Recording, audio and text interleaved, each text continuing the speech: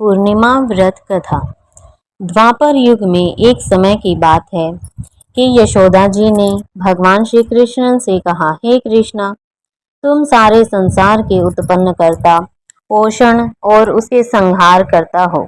आज कोई ऐसा व्रत मुझसे कहो जिसके करने से मृत्युलोक में स्त्रियों को विधवा होने का भय न रहे तथा यह व्रत सभी मनुष्यों की मनोकामनाओं को पूर्ण करने वाला हो।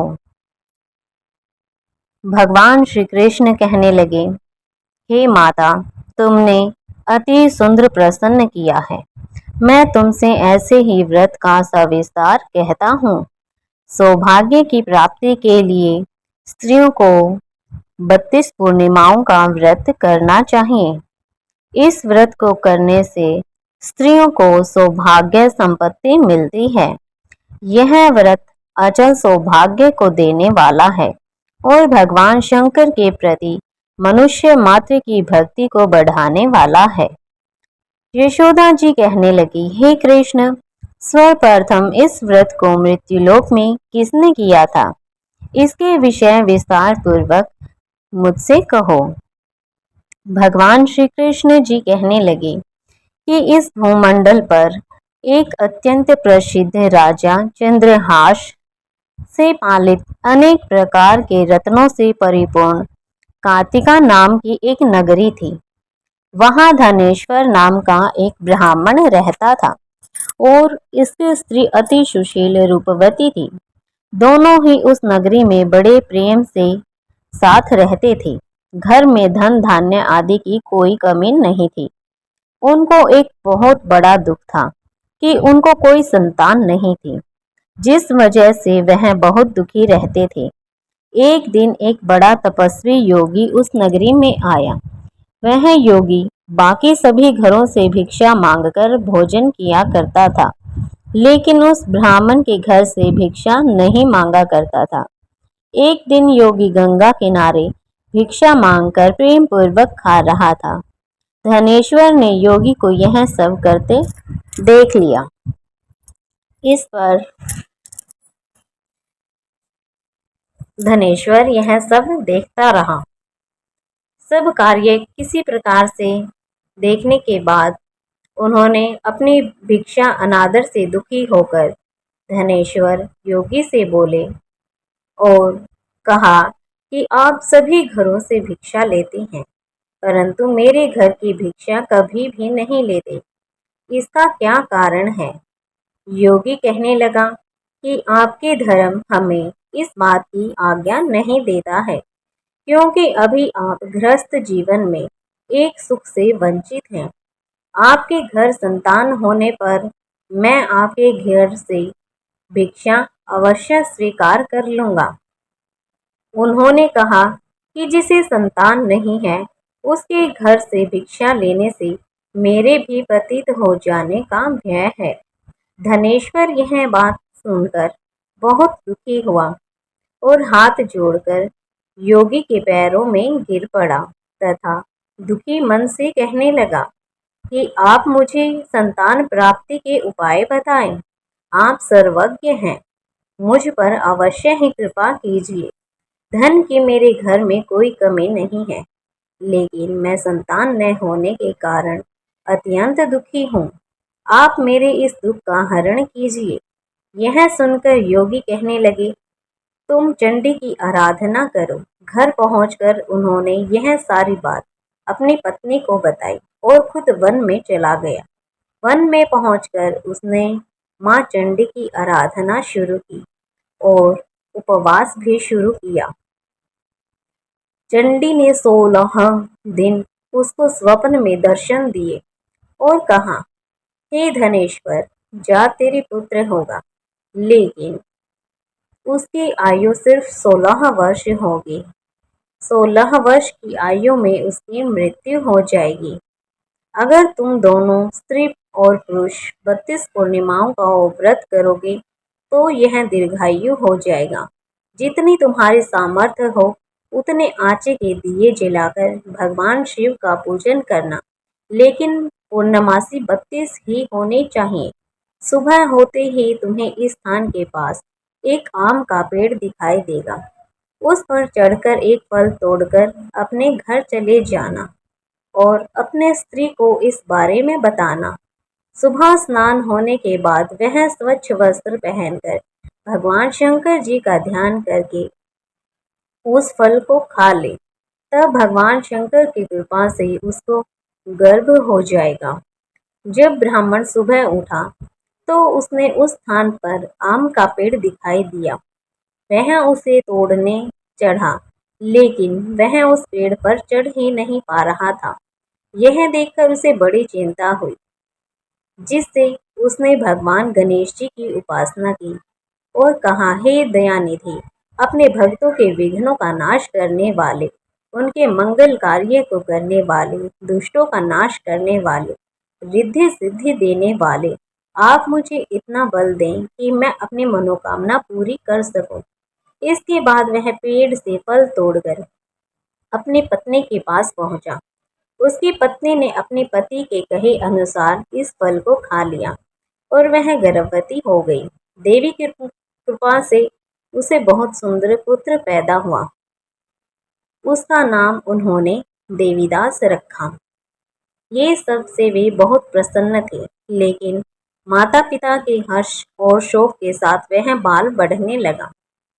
भगवान की कृपा से बालक बहुत ही सुंदर था, सुशील और पढ़ाई लिखाई में भी बहुत ही निपुण था। दुर्गा जी की कथा अनुसार उसकी माता से 32 पूर्णमासी का व्रत रखा। जैसे ही 16वां वर्ष लगा, दोनों पति पत्नी बहुत दुखी हुए, कहीं उनके पुत्र की मृत्यु न हो जाए। उन्होंने सोचा कि अगर उनके सामने यह सब हुआ तो वह ये सब नहीं देख पाएंगे। तभी उन्होंने देवीदास के मामा को बुलाया और 1 वर्ष के लिए देवीदास को काशी में पढ़ने के लिए भेज दिया। 1 वर्ष के बाद उसे वापस लेकर आ जाना, ऐसा उन्होंने उसके मामा को बोला। देवीदास अपने माता पिता के साथ एक घोड़े पर सवार होकर अपने मामा के साथ चल दिया। उसके मामा को भी यह बात पता नहीं थी कि देवीदास केवल 16 वर्ष की ही आयु है। दोनों पति पत्नी से 32 पूर्णमासी का व्रत पूरा हुआ। दूसरी तरफ मामा और भांजा दोनों रात गुजारने के लिए एक रास्ते में एक गांव में रुके। उस दिन उस गांव में ब्राह्मण की कन्या का विवाह होने वाला था।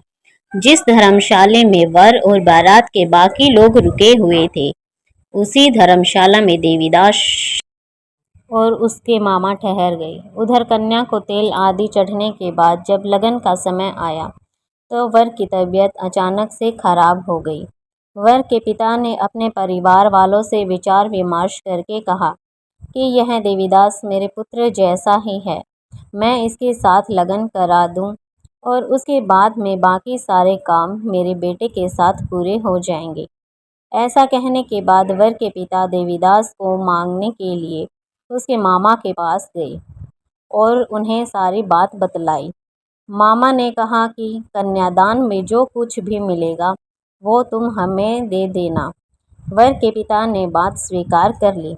इसके बाद देवीदास का विवाह उस कन्या के साथ संपन्न हो गया। इसके बाद वह अपनी पत्नी के साथ भोजन न कर सका और मन में विचार करने लगा कि न जाने यह किसकी पत्नी होगी। यह सोचकर उसकी आंखों में आंसू आ गए। तब वधू ने पूछा कि आखिर क्या बात है, तुम ऐसे उदास क्यों हो? तब उसने सारी बातें अपनी पत्नी को बता दी। तब कन्या कहने लगी, यह ब्रह्म विवाद के विपरीत है। अब आप ही मेरे पति हैं, मैं आपकी पत्नी रहूंगी, किसी अन्य की मैं पत्नी नहीं हूँ। मेरे फेरे आपके साथ हुए हैं। तब देवीदास ने कहा, ऐसा मत करिए, क्योंकि मेरी आयु बहुत ही कम है, मेरे बाद आपका क्या होगा? लेकिन उसकी पत्नी नहीं मानी और बोली, स्वामी आप भोजन कीजिए। दोनों रात में सोने के लिए चले गए। सुबह देवीदास ने पत्नी को 4 नगों से जड़ी एक अंगूठी दी और एक रुमाल दिया और बोला कि हे प्रिय, इसे लो और संकेत समझकर स्थिर चित्त हो जाओ। मेरे मरण और जीवन जानने के लिए एक पुष्प वाटिका बना लो। उसमें सुगंधि वाली एक नवमल्लिका लगा लो।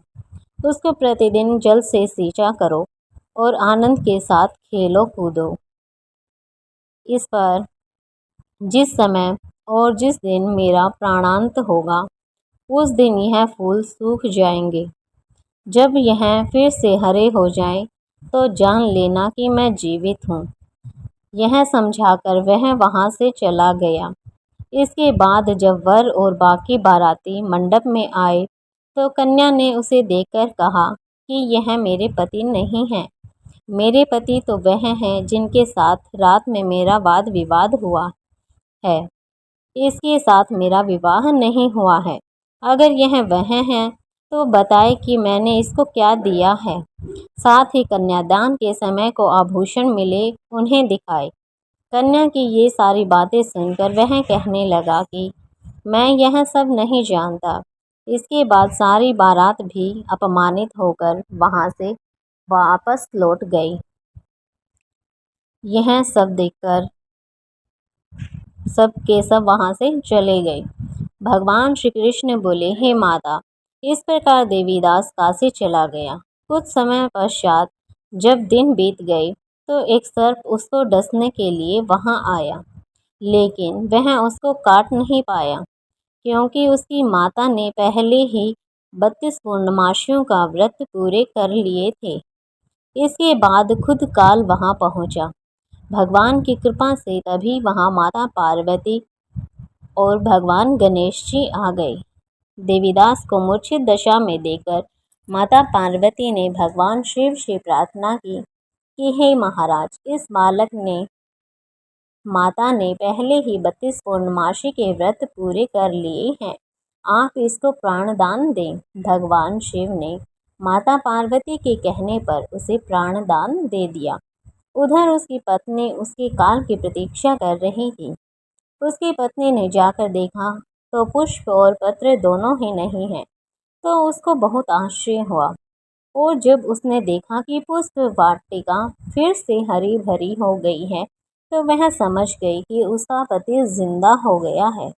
इसके बाद वह बहुत ही प्रसन्न होकर अपने पिता से कहने लगी कि मेरे पति जीवित हैं, उनको ढूंढिए। जब 16वां वर्ष व्यतीत हो गया, तो देवीदास भी अपने मामा के साथ काशी चल दिया। इधर उसकी पत्नी के परिवार वाले उन्हें ढूंढने के लिए जा ही रहे थे कि उन्होंने देखा कि देवीदास और उसका मामा उधर ही उनके पास आ रहे थे। उसको देखकर उसके ससुर जी बहुत प्रसन्न हुए और उसे अपने घर पर ले गए। वहाँ उन्होंने सारा वगर इकट्ठा किया और कन्या ने भी उसे पहचान लिया। देवीदास ने इसके बाद अपनी पत्नी और मामा को लेकर वहाँ से चल दिए। उसके ससुर ने भी उसे बहुत सारा धन दहेज देकर सम्मानित करके विदा किया। जब वह अपने घर की तरफ चल रहा था, तो उसके माता पिता को लोगों ने खबर कर दी कि तुम्हारा पुत्र देवीदास अपनी पत्नी और मामा के साथ आ रहा है।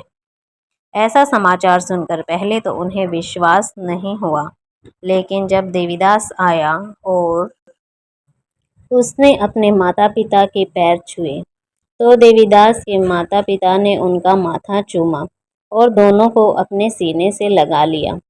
दोनों के आने की खुशी में धनेश्वर ने बहुत दान दक्षिणा ब्राह्मणों को दान में दी। वह बहुत खुश हो गया था। भगवान श्री कृष्ण जी कहने लगे कि इस तरह धनेश्वर को 32 पूर्णमासियों का व्रत के प्रभाव से संतान की प्राप्ति हुई। जो स्त्रियां इस व्रत को करती हैं, वह जन्म जन्मांतर के विधत्व को दुख नहीं भोगती और सदैव सौभाग्यशाली रहती हैं। यह मेरा वचन है। यह व्रत संतान देने वाला है और सभी मनोकामनाओं को पूर्ण करने वाला है। यह व्रत प्रत्येक मनुष्य को करना चाहिए। ये वीडियो आपको अच्छी लगी तो वीडियो को लाइक करना, शेयर करना, कमेंट में ओम नमो नारायण जरूर लिखना, और यदि आप चैनल पर नए हैं तो प्लीज़ चैनल को सब्सक्राइब जरूर कीजिएगा। ओम नमो नारायण।